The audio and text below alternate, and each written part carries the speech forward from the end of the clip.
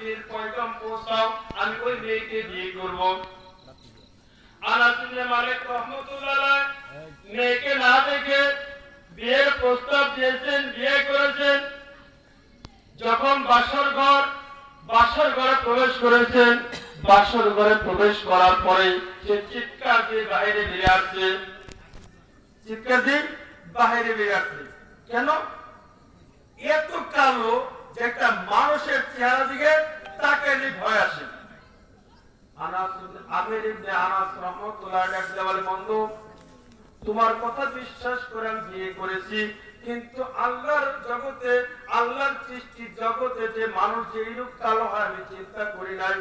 বন্ধু, মেয়েটা দিনদার পরহেজগার বুঝি, তবে আমাকে তুমি এইরকম কালো একটা মেয়ে দিলা, আমি তো জীবনে কল্পনা করতে পারি নাই।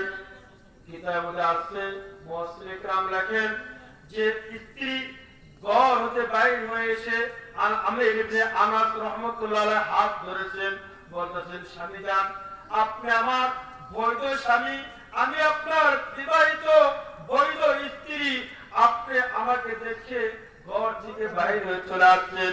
আজকে রাত্রিতে যদি আপনি যদি আমার হক যদি আদায় না করেন, আমার হক আদায় না করে আপনি চলে যান, মাহশারের ময়দানে আমি রব্বে কারিমের কাছে আপনার দরবার আপনার নামে নালিশ আদায় করব।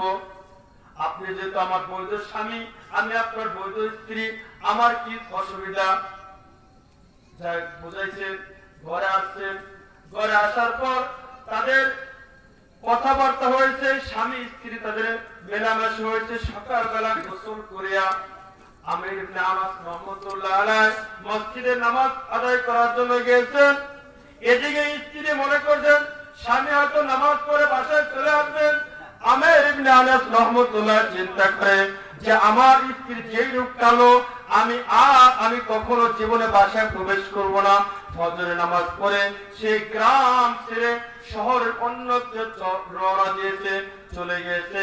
এক নয়, দুই নয়, দীর্ঘ 50 বছর পর আবার একদিন দেশে চলে আসছে। এর মধ্যে কোনো খোঁজ খবর নাই।